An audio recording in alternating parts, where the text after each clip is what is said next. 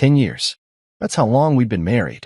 A decade of shared meals, arguments over burnt toast, late-night road trips, and plans built one after the other like dominoes we never expected to fall. When Callista suggested a trip to Aspen to celebrate our anniversary, I thought maybe, just maybe, this was her way of telling me she wanted to fix things. The past year had been rocky. Distance crept in like a draft under a locked door. But people drift sometimes.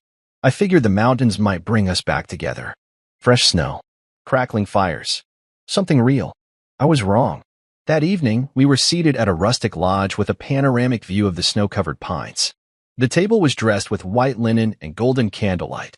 A bottle of red wine set open between us, half-finished. Callista had dressed in a dark green velvet dress, something elegant but effortless. Her laugh echoed a little too loud for the quiet room, especially when her cousin Jordan leaned in and whispered something. I caught the last word. Finally. They were both tipsy, cheeks flushed, but there was something else. Something rehearsed. I smiled, tried to hold on to the moment. The waiter placed a seared steak in front of me, rosemary dancing in the air. I just lifted my fork when Callista reached for her glass, swirled it lazily, and said it like it was the most normal thing in the world. By the way, she said, not even looking at me, I sold your cabin. My boyfriend needed the money. There was no build-up, no apology, no hesitation. She said it the way someone might say they'd changed the curtains. My fork stopped in midair. I looked up. I thought I had misheard her. But then Jordan snorted, wiping the corner of her mouth with a linen napkin. He'll get over it, she muttered, trying not to laugh. I looked at the two of them. Calm. Still. Like they had planned this moment. Like this was their punchline to some inside joke. My stomach twisted. Not from shock. That had passed in the first few seconds. What settled in was colder. Sharper. A silence inside me so loud it blocked out every sound in the room.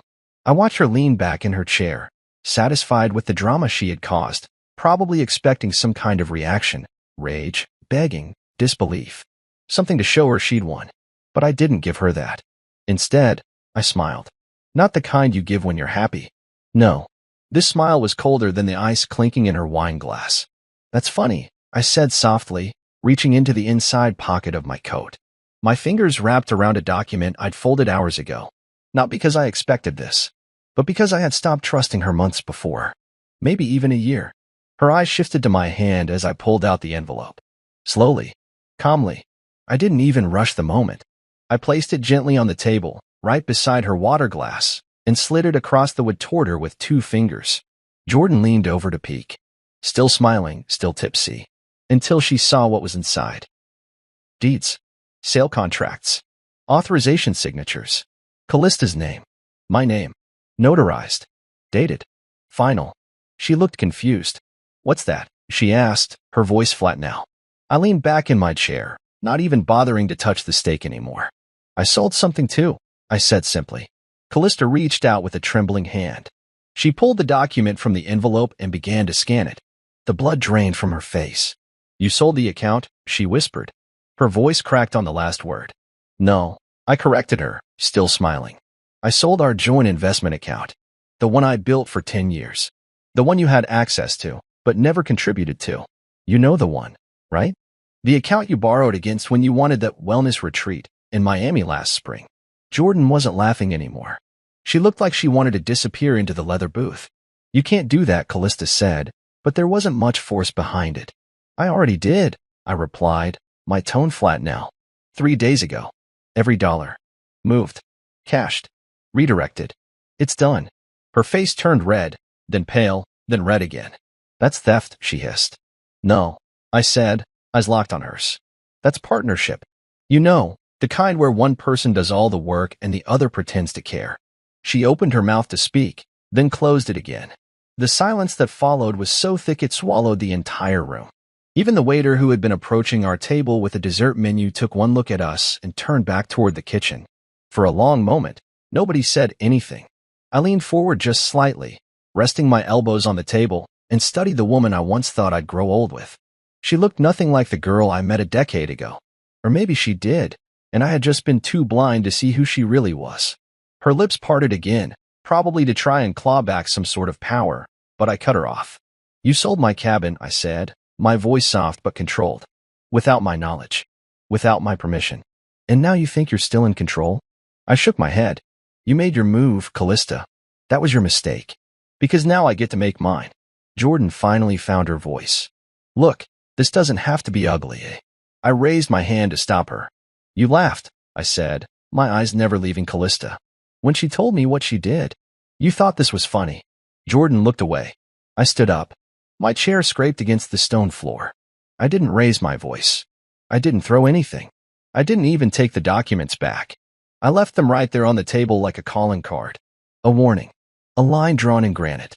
Callista stared up at me, still holding the papers. Her hands shaking slightly now.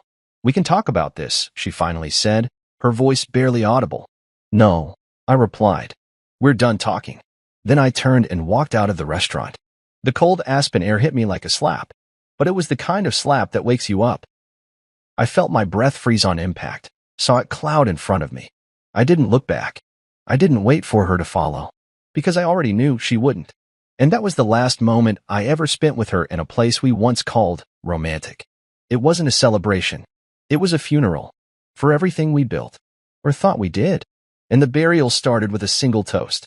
A toast that burned everything. The drive down from Aspen was long and quiet. I didn't turn on the radio. I didn't call anyone. I didn't even think about where I was going, not at first. My hands just stayed on the wheel. I was locked on the winding road that cut through the mountains like a scar. Snowflakes started falling around me. Light at first, then thick and fast. But I didn't stop. I needed distance. From the lodge. From Callista.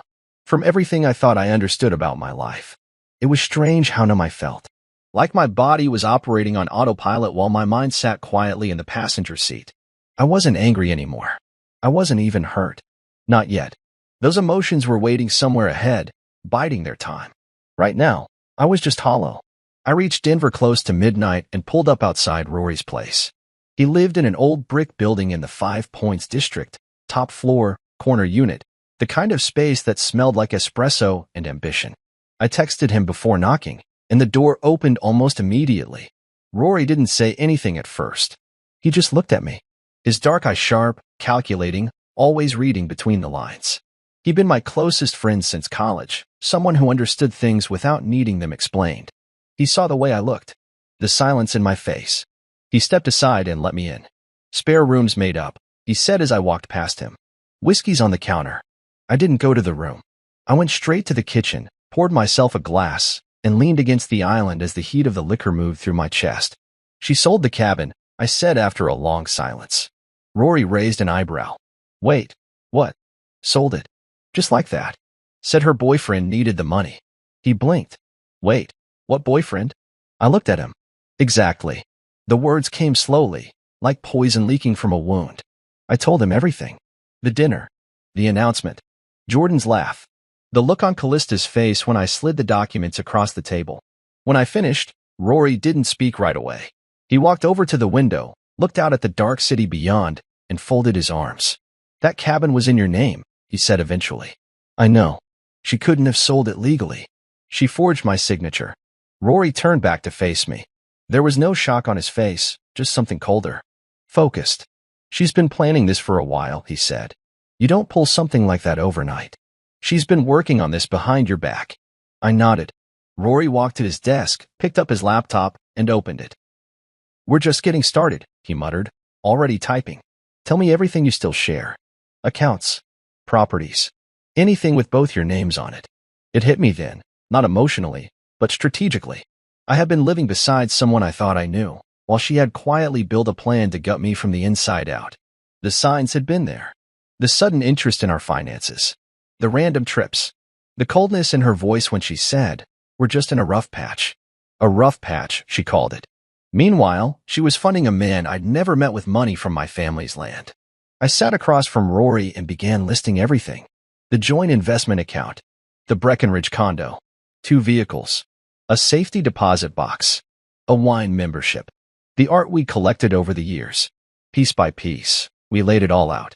And one by one, Rory began pulling up documents.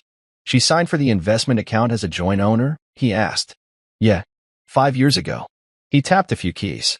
You built that portfolio. She never added a cent. I know. He looked at me. We can use that. We worked until nearly 3 a.m. Rory pulling data. me remembering details I tried to forget. I showed him old emails, login information, the lease agreements I still had copies of in my email archive. The wine burned in my veins, but my mind was clearer than it had been in months. At some point, I stopped seeing Callista's face as my wife. I started seeing her as a threat. Not emotional, not dramatic, just dangerous. Like a chess opponent who had made her move too early and assumed I wouldn't know how to respond.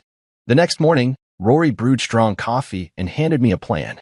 Literal bullet points on paper. Steps. Actions.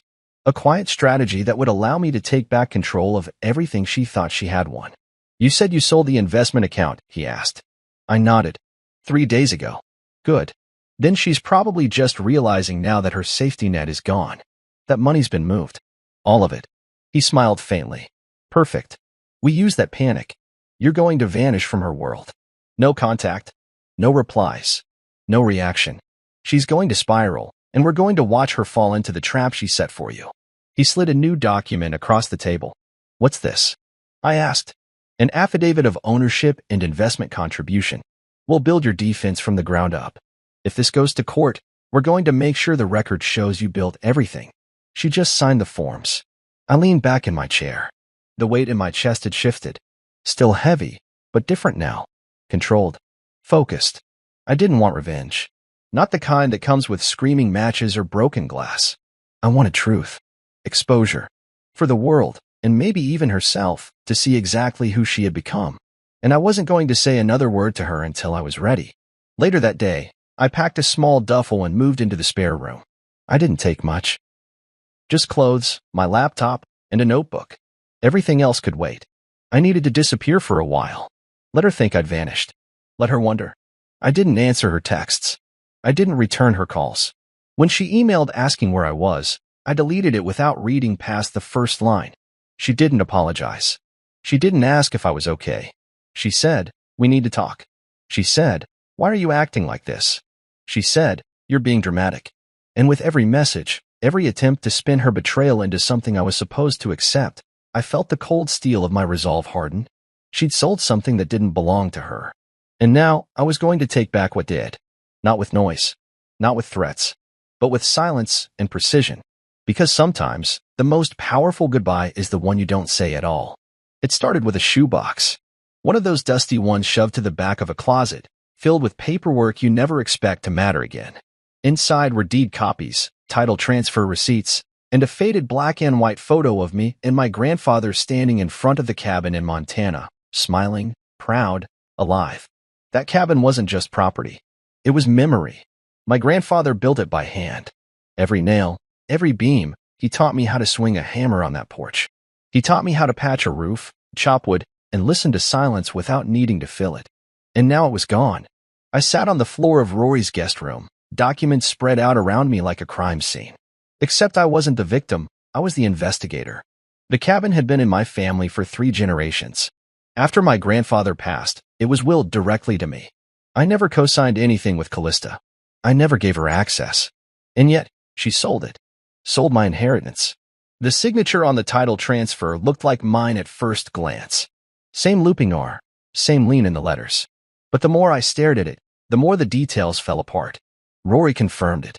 It's a forgery, he said, holding the paper under a desk lamp. A decent one, but not good enough. We sent copies to a handwriting analyst the next morning. The report came back in 2 days. Highly probable forgery. That gave us leverage. But what came next turned leverage into firepower. Rory had a contact, someone who worked in financial forensics. With a few nudges and the right keywords, we began tracking Callista's digital footprints. Bank transfers. Travel receipts. VPN routes. It took less than a week to locate a pattern. $42,000. That's how much she got from selling the cabin. A cash buyer, no mortgage trail. The funds were transferred into one of our joint savings accounts, but they didn't sit there long. Within 48 hours, they were wired to an account in Florida under the name Tyrese Bennett. I didn't recognize the name at first, but when I searched it, along with Callista's email address, the picture filled in fast. Tyrese was a personal trainer based out of Miami. He ran a boutique gym that hadn't turned a profit in years. His social media was flooded with motivational quotes, shirtless selfies, and awkward live streams where he begged followers to sign up for training sessions. And in the middle of all that glittering desperation, I found her. Callista. In a video clip from 6 weeks earlier, she was standing behind him, laughing, clapping, hyping him up like they were a team. She had a baseball cap pulled low, sunglasses on, but I knew her. I knew that laugh, that voice. She wasn't hiding. She just didn't think I'd ever be looking. There it was, the reason she sold the cabin. The boyfriend Jordan joked about at the dinner table. He was real, and he was broke. Rory stared at the screen over my shoulder. "You're bankrolling this guy's pipe dream," he muttered. "No," I said, voice low, steady. "Not anymore." I kept digging. At night, while Rory worked on spreadsheets for his clients, I sat at the dining table piecing together timelines. Her trips, the cabin sale, the investments she made in that gym. I followed the paper trail like a hunter in the woods, each clue more absurd than the last. She had sent money under different transaction notes: wellness services, consulting fee, vendor payout, all carefully worded to look like legitimate business expenses. She wasn't just cheating, she was laundering. With Rory's help, I compiled a dossier. Dates, screenshots, transfer confirmations, even a few blurry photos from Tyrese's Instagram showing her at events she had told me were girls-only yoga retreats. Every detail she lied about, every dollar she siphoned, every breadcrumb that led back to the man she thought I'd never find. One night, as I sat reviewing the documents again, Rory slid a manila envelope across the table. "Background check," he said. "On Tyrese. You're gonna want to sit down." I opened it. Tyrese had 2 prior arrests, one for fraud, one for identity theft. Both were sealed, but we knew enough people to get a summary. He'd scammed a woman out of her inheritance in 2015, promised her a business venture, disappeared with the cash. That woman had tried to press charges, but by the time police caught up, the money was gone and Tyrese had vanished. Charges dropped for insufficient evidence. Callista knew. She had to know. She wasn't stupid. She was calculating. Strategic. The woman I married was good with details, good with people, and better with lies than I ever gave her credit for. The worst part? She probably thought she was protecting him. Or maybe she thought she could control him. Maybe she was using me to control him. That's when it hit me. This wasn't an affair. It was a partnership. I wasn't dealing with a cheating spouse. I was dealing with a con team. A duo. She was the strategist, and he was the muscle. The smile. The sob story. She had helped him before. She'd helped him now. And unless I did something, they were going to walk away clean again. I sat back in my chair and stared at the wall. My hands trembled for the first time since Aspen. I thought about the nights she said she was working late. The weekends she claimed she needed space. All those mornings I'd made her coffee, kissed her forehead, told her to be safe, while she was stealing from me in broad daylight. Rory finally broke the silence. "You okay?" "No," I said, "but I know what I have to do now." I gathered the documents and began making digital copies. I labeled everything, created folders, cross-referenced timestamps. I didn't care how long it took. I was going to dismantle whatever illusion she had built around herself. I started drafting a formal complaint for the real estate board.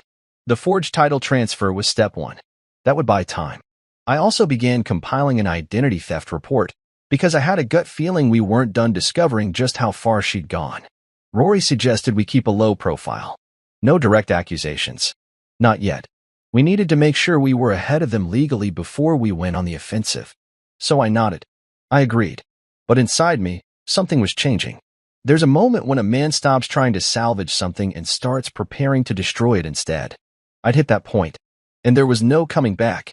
Because once someone steals your past, your family's legacy, your trust, your name, you stop trying to reason with them.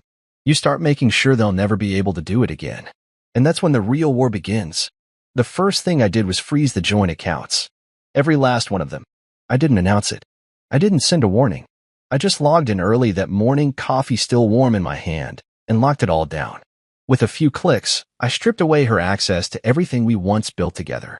She probably didn't even notice right away. That was the beauty of silence. Let her keep spinning on autopilot. Let her swipe and swipe until the card stops working in the middle of some high-end boutique. I wanted her to feel the slow burn of confusion, the helplessness Years of careful investment, slowly grown into something solid. She'd never paid attention to them, never asked what I was doing when I stayed up late analyzing market trends. She just signed when I told her to. She thought that gave her ownership. But 6 months ago, she'd granted me power of attorney for emergency purposes. She never bothered to revoke it. Maybe she forgot. Maybe she thought I'd never use it. She was wrong. I sold everything. Cashed out just before a downturn. The timing was almost poetic. Transferred the funds to a private trust under a new entity name. She couldn't trace it, not directly. It wasn't hidden. It was just out of reach. Like everything else I was about to take back. The condo in Breckenridge came next. Our second home, or so we called it. In truth, it was hers in function, mine in finance. She had decorated it like a showroom. White furniture, abstract paintings, expensive rugs that nobody was allowed to step on. It was the one place where I felt like a guest in my own life. I found the documents buried in a folder on my external drive. A quick glance at the notarized page reminded me her signature had granted me full control in case of a financial emergency. I didn't hesitate. I listed the property. Quietly. Discreetly. A private buyer made an offer within 3 days. She didn't even get a notice until the transaction was finalized. By then, the proceeds were already split, and her portion was tied up in legal review. She sent her first message that night. Callista, hey, just saw something weird. Why are the Breckenridge utilities in someone else's name? No greeting. No, how are you? No remorse. I didn't reply. A few hours later came another message. Callista, did you move money from the brokerage account?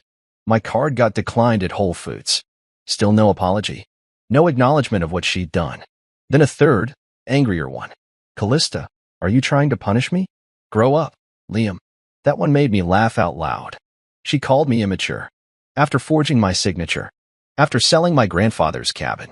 After funneling money into a gym owned by a fraud with biceps for brains. She thought I was the one being petty? No, I wasn't being petty. I was being precise. She called the next morning. I watched the screen light up with her name. Didn't answer. Let it go to voicemail. Her voice was steady, too steady. Like someone rehearsing a script. Liam, I don't know what's going on, but I think we should talk. Maybe we both made mistakes. Let's not throw everything away over a misunderstanding. I deleted the message without finishing it. The truth was, I'd spent most of our marriage giving her the benefit of the doubt. Explaining away red flags. Telling myself she was just stressed, tired, distant. But now that I saw her clearly, the illusion was broken. And it couldn't be put back together. The silence on my end seemed to rattle her. She started sending longer emails. First pretending to care. Then accusing. Then bargaining. One day, I opened a particularly dramatic one. Subject, you're being cruel. Body, you can't just ghost me. You can't shut down everything like this. I'm still your wife. You owe me the courtesy of a conversation. But that's the thing, there was nothing left to talk about. She had told me everything I needed to know when she sold the cabin and laughed about it with her cousin. That wasn't a mistake. That was a declaration. And now, I was responding in kind. Rory kept tabs on the fallout. He tracked the bounced transactions, the flagged accounts, the growing trail of digital confusion she left behind as she tried to understand how the world was unraveling around her. Her financial confidence was crumbling. She couldn't play the role of the calm, in-control wife anymore. Not when her cards didn't work and her backup plan in Miami wasn't answering her calls. It was slow, intentional, like pulling a thread and watching the entire fabric fall apart. Meanwhile, I moved into a small loft downtown. Minimalist. Clean. No memories in the walls. I bought a second-hand couch, a steel table, and a mattress that didn't creak under the weight of someone else's lies. It wasn't home, but it was peace. And for the first time in years, I didn't wake up dreading the sound of someone else's footsteps. I changed my number. Got a new bank. Filed a request to monitor my credit for identity theft. I made myself invisible to her. Not out of fear, but out of power. Let her wonder. Let her stew. Let her sit in the ruins of her own design and try to understand how it all fell apart so quickly. That was the irony she thought she could take from me without consequence. She thought I would scream, beg, cry. But I didn't do any of that. I didn't even curse her name. I just disappeared, took back what was mine, and left her with nothing but confusion. Because sometimes, the worst punishment isn't rage. It's indifference. And while she tried to piece together where I'd gone, who I'd spoken to, what I knew, I was already 10 steps ahead. With every quiet move I made, I reclaimed another part of myself that I hadn't even realized I'd lost. The money? That was one thing. But the silence? That was the real weapon. The knock came just after noon on a Thursday. I was in the kitchen of the loft, scraping burnt eggs out of a pan, still getting used to cooking only for myself. For a second, I thought it might be a delivery or maybe Rory stopping by. But something about the knock was different. 3 firm raps. Not hesitant. Not rushed. Just deliberate. I wiped my hands, walked over to the door, and opened it slowly. She stood there, shoulders squared, jaws set, eyes sharp. Not Callista. Someone else. A woman I'd never seen before, maybe in her late 30s. Dark hair tied back, plain jacket zipped to her throat, and a manila envelope clutched in her left hand like it was a weapon. "You don't know me," she said, before I could ask. "But I used to be married to Tyrese." That stopped me cold. My fingers tightened around the doorknob, and a dozen questions filled my head, but I said nothing. Just opened the door wider and stepped aside. She didn't even hesitate, walked right in like she belonged there. She looked around, gave a faint nod at the clean space, then turned to me and held up her phone. The screen lit up with photos, screenshots, documents, bank statements. Then she flipped open the envelope and laid more evidence on the counter like playing cards. "Your wife's doing to you what she and Tyrese did to me," she said. Word for word, move for move. Her name was Harper. And for the next hour, she laid it all out. She'd met Tyrese 6 years ago when he was trying to open a smoothie bar in Miami. He charmed her with big promises and big muscles. Said all he needed was a little financial support to get started. She was a nurse back then, worked long shifts, didn't have much, but she believed in him, gave him everything she could, cleared out savings, took out a small loan. He drained her dry. Then he brought Callista in first as a friend, then as business manager. Harper hadn't thought anything of it until one day, Tyrese changed the locks on the apartment, and Harper found out she wasn't just being left. She was being erased. "I couldn't prove anything," she said, voice flat. "They made it look like I was unstable, emotional. He told people I was obsessed with him." She backed it all up. "They made me feel like I was the problem." I leaned against the counter, watching her. She wasn't crying. She wasn't here for pity. There was steel in her voice. Strength built from scars. "I saw Callista in one of his new videos last month," she went on. I recognized the voice, the walk. And then I started seeing money transfers again. Names I didn't recognize. "But yours came up in one of the filings, legal documents tied to a business account in Tampa." That's when I started digging. She pulled out a printout. It showed the name of a company I'd never heard of before, Tide Rise Wellness LLC. Registered under my name. Linked to my social security number. My address. I stared at the paper. "She used me to open this?" Harper nodded. "It's a front. They're laundering money through it. Mostly gym-related sales. Supplements. Memberships. But it's fake." I ran the numbers. "The inventory doesn't match the deposits. And it's in your name, which means if the IRS ever gets involved, you're the one they're coming after." My mouth went dry. She wasn't just lying. She wasn't just cheating. She was setting me up. Harper crossed her arms, her eyes locking onto mine. "I'm not here for revenge. I'm not here to ask for anything. I just wanted you to know before it's too late." I swallowed hard, nodded slowly, then gestured toward the tiny table by the window. She sat. I poured us both water. My hands were still trembling. "How did you survive it?" I asked. She let out a bitter laugh. "Barely. Moved in with my sister. Filed bankruptcy.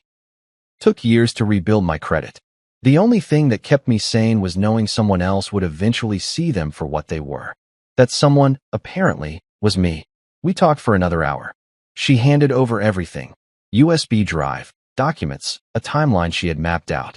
I promised to stay in touch, and when she left, I just stood at the door for a while, listening to the silence. Then I got to work. I sent everything Harper gave me to Rory. 30 minutes later, he called. "This is worse than we thought," he said. "She used your name to file for a small business grant. There's government money tied to this. If that warehouse address is flagged, you're looking at federal charges." I didn't speak. He continued, "You need to file for identity theft now. Not tomorrow. Now. Before this thing blows up in your face." I took a breath. Deep. Centered. Then I nodded, even though he couldn't see me. "I'll do it.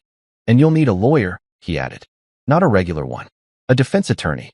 Someone who knows how to navigate federal investigations." "I'll find one," I said. "No," he replied. "I'll find one for you." I hung up and stood in the center of my loft, everything around me suddenly feeling smaller. Tighter. My life was becoming a noose, pulled tighter by the hands of someone I once loved. She'd taken my trust, my money, my cabin, and now she was trying to take my name. That's when it hit me. This wasn't about heartbreak anymore. This was about survival. I drove to a local precinct and filed the identity theft report myself. Took copies of everything. Sat with an officer for over an hour going through the forms. They took my statement. I handed over a copy of Harper's folder too. Then I contacted a federal attorney Rory recommended. A woman named Clarissa Vale. She was sharp, fast-talking, and didn't sugarcoat anything. "You're lucky," she said after our first call. "If Harper hadn't come forward, you might have found yourself facing real charges." "I'm not interested in lucky," I told her. "I want this done right." Clarissa began filing the paperwork immediately. She initiated the fraud alerts, contacted the IRS, and drafted a formal notice of dispute for any documents tied to Tiderise Wellness. Her tone never changed, professional, surgical. She didn't care about the drama. She only cared about the facts. And the facts were damning. That night, I got one more email from Callista. Subject: "We need to talk before this gets worse." Body: "I know you're upset, but freezing the accounts, selling the condo, this is getting childish. I think we're both making mistakes. Let's meet." I didn't respond. She didn't know yet. She didn't know Harper had come, that the fraud was exposed, that the company she built with Tyrese was now under review by a federal defense team. And I wasn't going to tell her. Let her keep writing her story, because I was already writing the ending. And this time, she wouldn't be the one holding the pen. It was 6:47 a.m. when the first light crept through the blinds of my loft, drawing long lines across the floor like prison bars. I hadn't slept more than 2 hours, but I didn't feel tired. My mind was too sharp, too full, too awake. Harper's visit had changed everything. No more playing defense. It was time to move. Fast. Smart. Quiet. I called Rory before the sun had fully risen. He answered on the first ring. "It's time," I said. He didn't ask what I meant. He already knew. By 9 o'clock, I was sitting across from Leo Kramer in a quiet corner booth at an out-of-the-way cafe near the edge of town. He was ex-military, sharp-eyed, all muscle and calculation. Wore a plain black jacket and a silver watch that ticked louder than the espresso machine behind the counter. Rory had called in a favor. Said Leo was the best man to handle what came next. Leo took one look at the folder I slid across the table and raised an eyebrow. "Your wife forged documents, created a shell company under your name, and funneled money into it with a man who has a fraud record?" I nodded. He nodded back. "All right then. Let's dismantle their world. No drama. No posturing. Just cold focus." Exactly what I needed. Leo started with digital forensics. Within 48 hours, he'd tracked down the formation documents for Tiderise Wellness LLC. They were filed through an online business service that required minimal verification. Just a name, a social security number, and a mailing address. All of it in my name. But the IP address used to create the documents? That came from a hotel in Miami. 2 days after Callista's so-called retreat. She didn't even try to hide it. That's what stunned me most. The arrogance. The belief that I'd never look closely, never dig, never fight back. Maybe she thought I'd be too hurt to see clearly. Maybe she was counting on me to fall apart. But I didn't fall. I calculated. Leo kept digging. Within a week, he uncovered 6 separate transfers from our joint account to Tiderise, each labeled under different business justifications. Marketing budget, equipment order, contractor fee. And each one landed squarely in a checking account belonging to Tyrese. Not a business account, a personal one. Leo traced the money trail further. Crypto wallets, third-party payment processors, dummy vendors created to mimic legitimate wellness brands. It was a full-scale laundering system. Sloppy in some places, surgical in others. The IRS had already flagged one of the transactions in an internal audit, though nothing had come down the pipeline yet. "If this explodes," Leo said during one late-night call, "you're going to be caught in the blast unless we get ahead of it." I had already filed the identity theft report. Clarissa, my attorney, had submitted preliminary notices to the IRS, local authorities, and even the Florida Secretary of State's office. She was building a firewall, one document at a time. But we needed more. We needed proof that Callista was behind it, not just suspicion. That's when Leo found the address. The warehouse. Listed on the business registration was a small industrial unit on the outskirts of Tampa. I flew down the next day. Alone. The place looked like every other building on the strip. Concrete. Dull. With a metal roll-up door and a cracked parking lot. But inside was silence. Dust. A few empty shelves, a stack of unopened boxes labeled Fitness Blend Protein, and a fold-out table with a laptop that hadn't been used in weeks. Leo was already there when I arrived. He'd picked the lock earlier and was walking me through the space like a detective at a crime scene. "This is where it all lands," he said, pointing at a corkboard with faded sticky notes. Fake invoices, shell vendors, inventory that never existed. In a drawer beneath the table, we found receipts. Names I recognized, including my own. They were printing labels with my name on them, shipping supplements and fitness gear as owner-approved products. All fake, all traceable.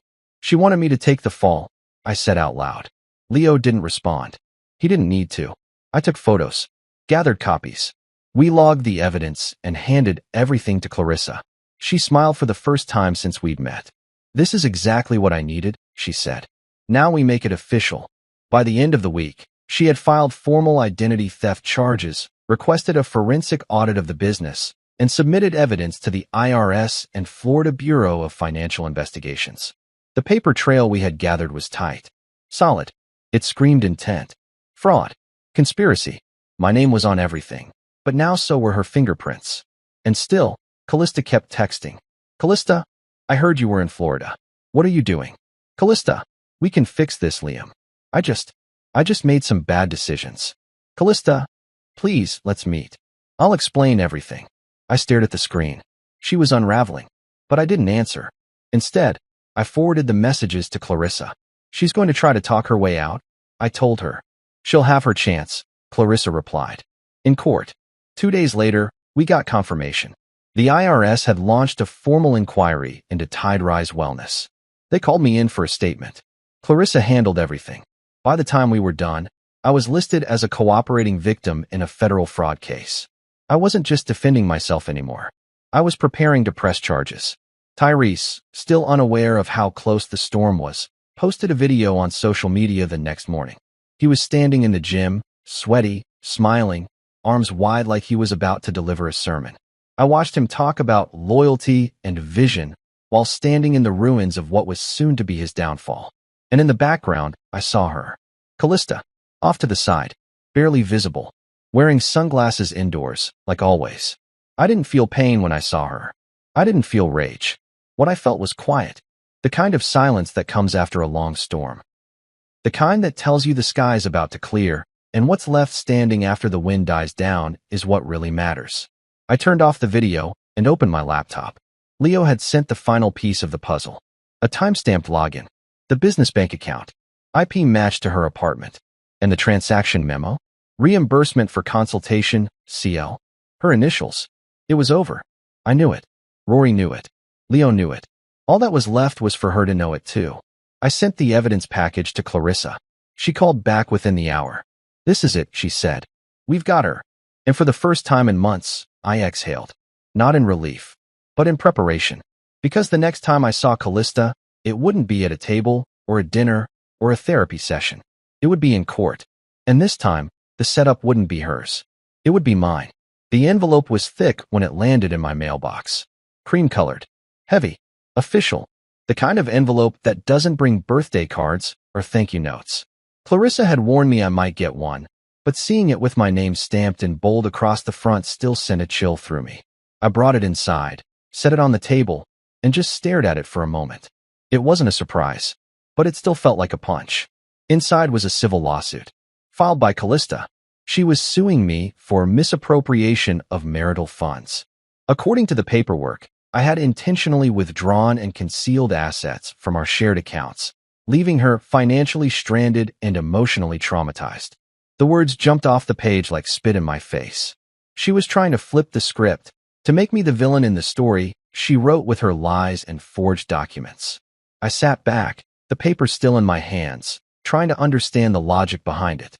She had stolen from me, betrayed me, and nearly got me federally indicted. And now she was accusing me of financial abuse. "She's cornered," she said immediately. "This is desperation disguised as offense. She's trying to get ahead of the charges?" "Exactly. If she can frame you as the aggressor, she might negotiate leniency, or at least stall the investigation." That settled something deep inside me. She was scared. She knew what was coming. In this lawsuit, it was her way of trying to throw sand in my eyes before the final blow landed. I want to counter, I said. We will, Clarissa replied. But first, we prepare. And that's what we did. Over the next few weeks, I worked with Clarissa and Rory to gather everything. Every bank statement, every email, every signed document. Leo was relentless. He found old chat logs, VPN records, and flagged IP addresses linked to Callista's devices. He mapped out her digital trail like a forensic artist sketching a suspect's face. But the most damning piece came from Harper. She had kept everything. Voice memos from Tyrese, screenshots of group chats where Callista coached him on what to say, even copies of a Google Doc where they laid out a target profile, descriptions of financially stable partners they could exploit. My name was at the top of one of the lists. Liam D., it read. Owns cabin. Multiple investment accounts. Passive. Predictable. Too nice. That last word, nice, nearly made me laugh. Because nice was gone now.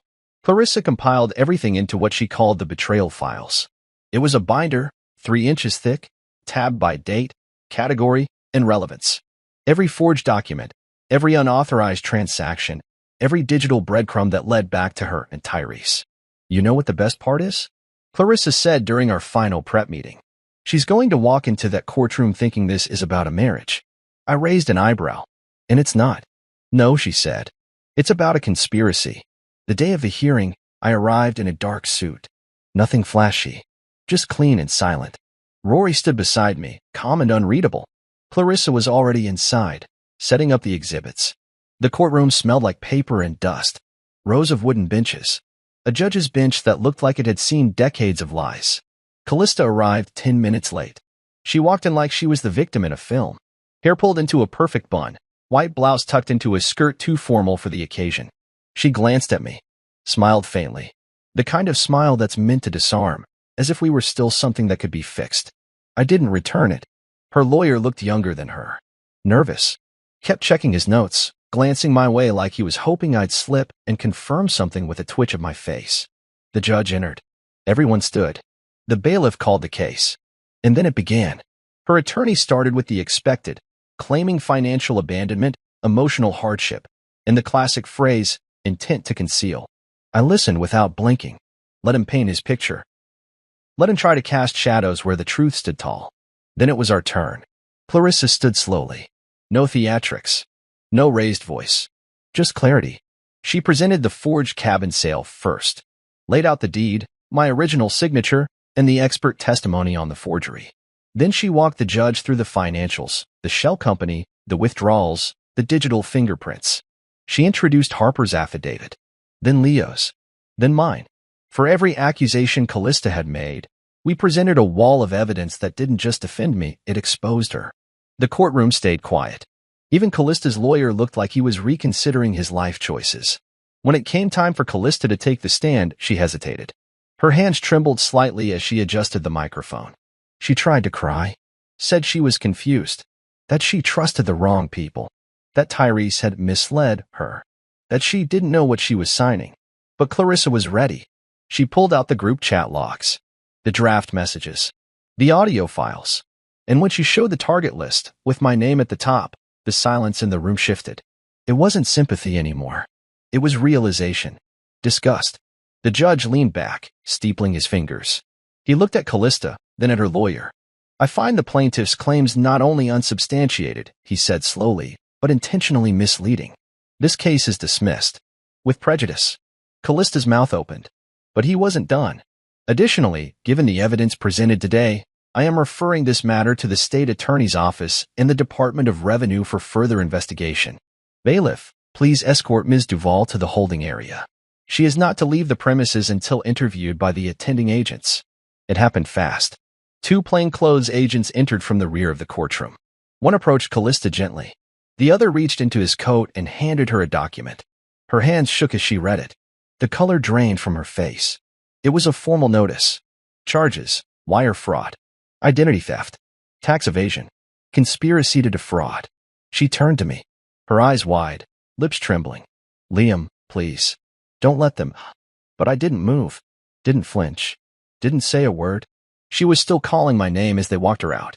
2 days later, Tyrese was arrested outside a strip mall gym in Miami. He went quietly. No speech. No video this time. And just like that, the empire they'd built on lies and fake promises crumbled. Not with fire. Not with violence. But with the one thing they never expected. Evidence. It should have felt like victory. When the agents led Callista out of that courtroom, her hands trembling, her voice stammering some version of please that had lost all weight, I thought I'd feel a sense of closure. Justice. Relief. But instead, what settled over me was something heavier. Not grief. Not guilt. Just a strange stillness. Like standing in a house after a fire, surrounded by ashes you didn't set, but still have to clean up. Rory met me outside the courthouse. He didn't say much, just clapped a hand on my shoulder and nodded. I nodded back. That was enough. Clarissa walked out a few minutes later, binder in hand, her expression unreadable. She'll be held for questioning, she said. Depending on how honest she is, we'll know whether this stays state level or moves federal. My bet. They're going to make an example out of both of them. I raised an eyebrow. Both. Tyrese is already in custody, she replied. Florida Bureau arrested him this morning. We filed the supporting documentation to link him directly to the transactions under Tiderise. And between Harper's affidavit, Leo's data, and the shell company trail, it's not a question of if, it's when. I didn't smile. I just nodded again. It wasn't over. Not really. Because while the courtroom was behind me, the consequences weren't. A few days later, Clarissa called me with an update. Remember that business grant? She asked. The one they filed in my name? Yep. Turns out the state approved a partial disbursement. $18,000. Which means, I'm liable, I finished. She paused. Technically, yes. Until the court finalizes the fraud claim and shifts responsibility to her. But that process can take months. Maybe a year. I sank into the couch in the loft, staring at the bare wall across from me. I'd spent so long exposing the truth, proving she'd stolen from me, lied to me, used me. But that didn't erase the damage. It didn't cancel the debt. How much? I asked. $14,200, she said. That's your share under joint marital liability. Because you were still legally married when the form was signed. I closed my eyes. Of course. There's always something left behind. Always a piece of the fire that keeps burning long after the smoke clears. I'll pay it, I said quietly. Liam, we can contest it. No, I said. Let it be the last thing I pay for her. Ever. There was a silence on the line. Then she exhaled. All right. I'll send the transfer details. After I hung up, I sat there in the quiet for a long time. $14,000. It wasn't just money. It was the final price of my silence. My trust. My 10 years of looking the other way while something rotten grew right in front of me. I transferred the money that night. No hesitation. It felt like pulling a splinter from my soul. Later, I met Rory for drinks. We sat at a rooftop bar overlooking the city. Just two men who'd seen too much and said too little. He didn't toast to justice or say told you so. He just listened. You're free now, he said. I shook my head. Not yet, but I'm getting close. The next morning, Leo called. I thought you might want this, he said. He sent over a compiled report, final logs, court filings, the full list of transactions from Tiderise under both Tyrese's and Callista's names. The last entry on the list? A payment labeled Cabin Flood Claim Reimbursement, CD. What is this? I asked. She filed an insurance claim after the cabin sale, Leo said. Claimed it had been damaged during a storm. The cabin wasn't damaged, Liam. She flooded it intentionally. Probably to make the buyer drop the price or to cover something up. I stared at the report. She vandalized my grandfather's cabin? Leo's voice lowered. She desecrated it. It was the first time I felt true anger in weeks. Not the cold kind. Not the calculating kind. This was raw. Ugly. The cabin wasn't just wood and stone. It was family. Legacy. And she destroyed it like it was disposable. I thought of that old black and white photo of me and my grandfather. Us standing in front of that porch, two proud smiles, a whole future ahead. And now, that future had been sold, flooded, claimed, and erased. I didn't cry, but I came close. I spent the rest of the week wrapping things up, closing accounts, canceling shared services, returning legal documents to Clarissa for archiving. With every box checked, I felt something loosen in my chest. Bit by bit, I was untying the knot she'd tied around my life. Then, one morning, I woke up and realized there was nothing left of her here. No photographs. No clothes. No lingering scent of her shampoo in the bathroom. She was gone. Not just physically, but in every way that mattered. Except the debt. The debt had stayed, but I didn't resent it anymore. It was a scar now. A mark of survival. Of clarity. Leo sent me one last message before signing off. This is the part they never talk about, he said. The scar tissue. He was right. People love revenge stories. The drama. The downfall.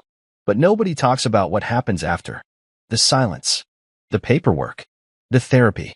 The rebuilding. The small, slow moments of putting yourself back together piece by jagged piece. I walked into the kitchen, poured myself a glass of water, and stood by the window. It was raining, but I didn't feel cold. I felt clean. Harper called that evening. Just to check in. She said she'd heard about the court outcome. About the charges. She sounded steadier than before. Stronger. Like someone who'd been through fire and learned how to live with the burns. They'll go down for this, she said. Eventually. I nodded. They already have. There was a pause. Then she asked, softly, so what are you going to do next? I looked around the loft. The clean counters. The empty walls. The life I had pressed reset on. I'm going to start over, I said. Simple as that. Not in a movie montage kind of way. Not with grand speeches or perfect endings. Just quietly. Honestly. One step at a time. Because I didn't want revenge anymore.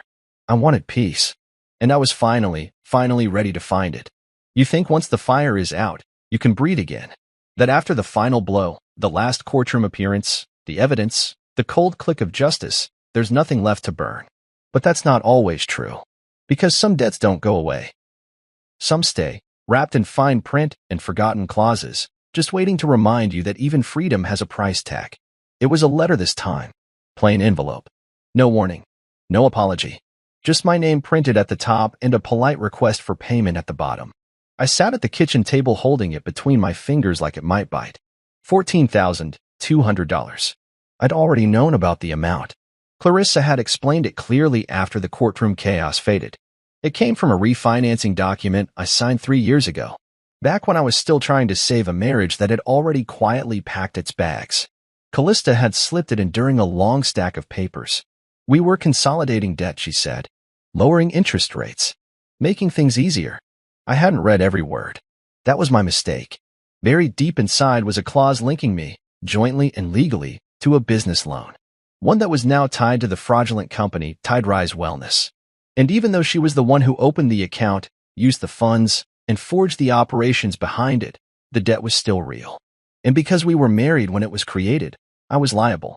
The legal process would shift the blame in time. The fraud report, the testimony, the criminal investigation, it would all work in my favor eventually. But eventually wasn't now. And the creditors? They didn't care who faked what. They just wanted their money. I ran my thumb across the edge of the letter and looked around the room. The loft was quiet, as always.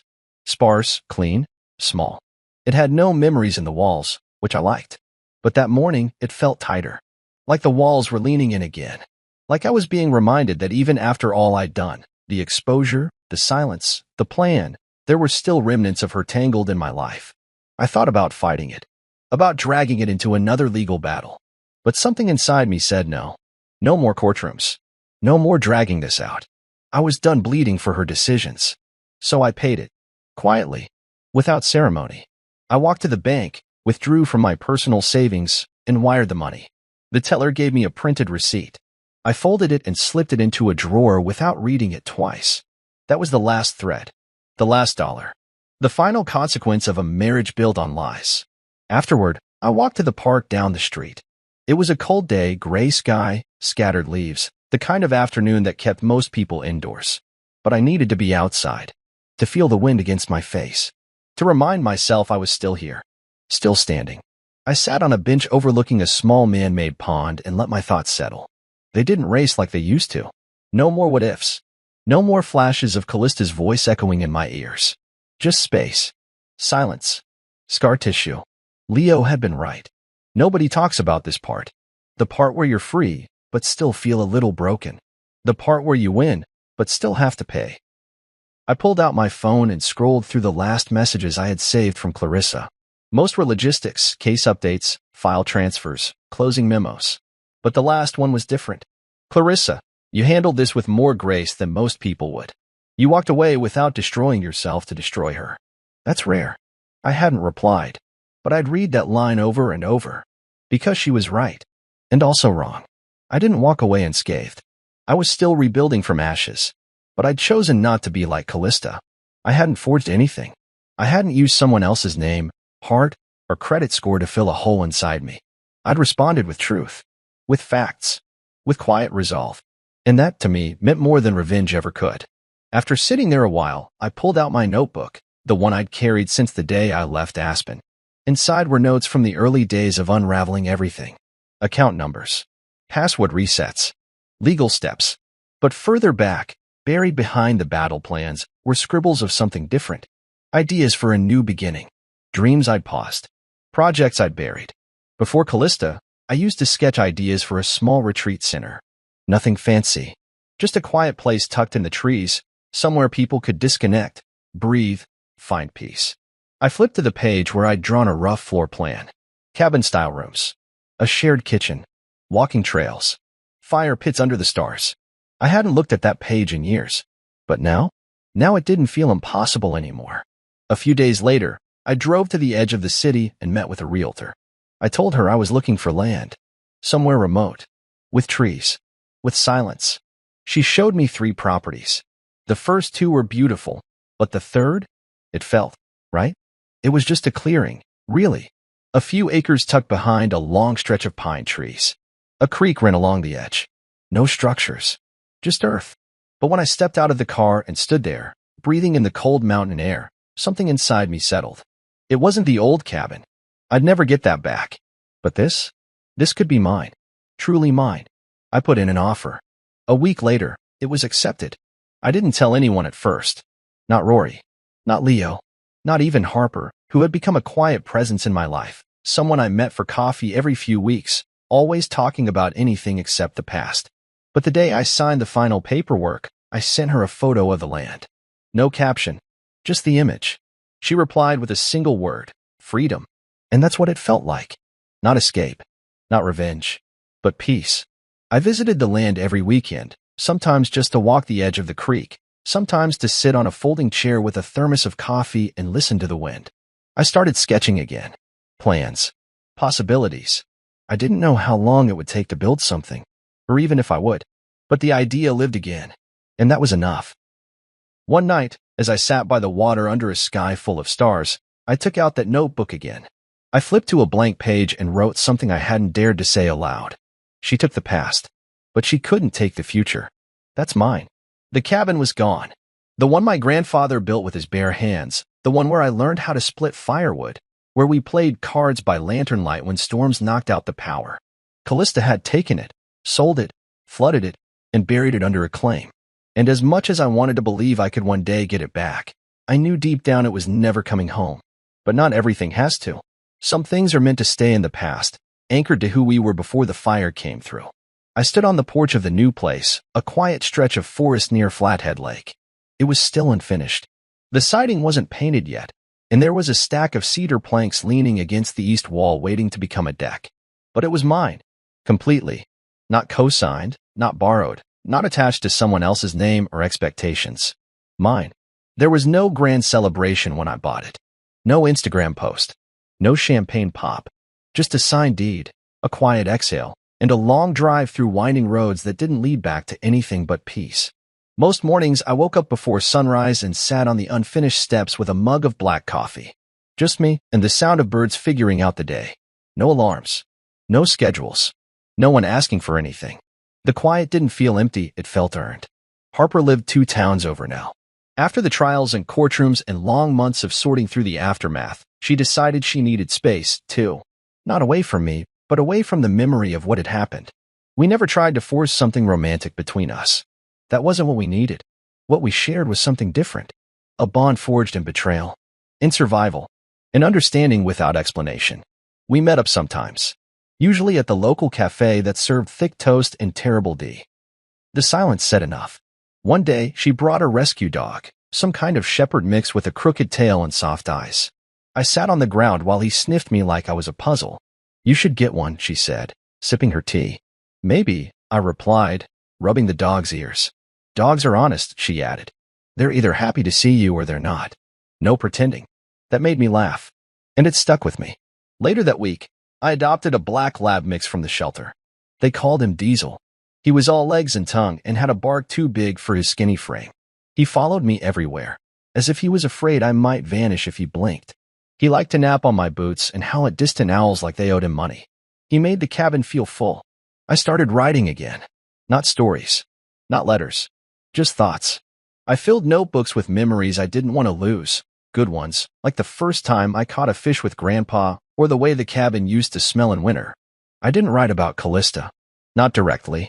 But she showed up anyway in the quiet between sentences, in the things I was learning to let go. One evening, I checked the mailbox at the end of the gravel drive and found a letter with no return address. I almost threw it away, but curiosity got the better of me. Inside was a single sheet of paper. Thick, expensive. The handwriting was neat, unmistakably hers. You always thought you were smarter, but I was just faster. That was it. No apology. No regret. No ownership. Just a line that stank of pride and denial. Like she still believed she'd won something. I read it twice. Then once more, slower. And then I smiled. Not because it hurt, but because it didn't. There was a time that letter would have ruined my whole day. Would have sent me into a spiral of anger or doubt. But now, it was just a whisper from a world I no longer lived in. A small reminder of who she was and who I no longer had to be. I didn't reply. I burned it. Right there in the fire pit out back. Diesel sat beside me, watching the flames crackle and curl the paper into ash. Then I stood up, stretched, and walked inside. A few days later, I got a message from Rory. Just checking in. He said he'd heard through one of his legal contacts that Tyrese had taken a plea deal. 5 years minimum. Callista's trial was still pending. There were new charges. Something about misusing federal grant money and falsifying identity records across state lines. I didn't ask for details. I didn't want them. That part of my life was over, and I wasn't going to keep dragging its ghost into my present. I spent that weekend building the deck out back. It was slow work, measuring, leveling, hammering boards while Diesel chased bugs and barked at passing clouds. But it felt good. Honest. Every nail was a little reclaiming. Every board a little reminder that I was building something real now. Something no one could forge or flood or take away. That Sunday, Harper stopped by. She brought a peach pie and 2 mugs from the cafe. We sat on the half-finished deck and watched the sun sink below the trees, the sky burning soft orange and pale purple. She pointed at the horizon. You know what I like about this place? She asked. What's that? It's quiet, she said, but not empty. That summed it up better than I ever could. We didn't say much after that. Just let the quiet stretch between us like a bridge. Later, after she left, I sat by the fire pit again. Diesel curled up at my feet. The stars came out one by one, soft and slow, like they were in no rush to impress. And I finally said it out loud. You were fast, I whispered to the night, to the memory of Callista. But I'm free. And that, I realized, was the difference. She ran from truth, hid behind lies, cut corners and built illusions and moved through life like she was always one step from exposure. She might have been faster, louder, sharper with her tongue, but I was whole now. And wholeness isn't about speed. It's about stillness, about choosing peace over war, integrity over spectacle, healing over revenge. The cabin may have been sold, flooded, and lost, but the one in my mind, the one built from memory, forged in fire, and rebuilt in silence, still stood. And this one? No one would ever touch again.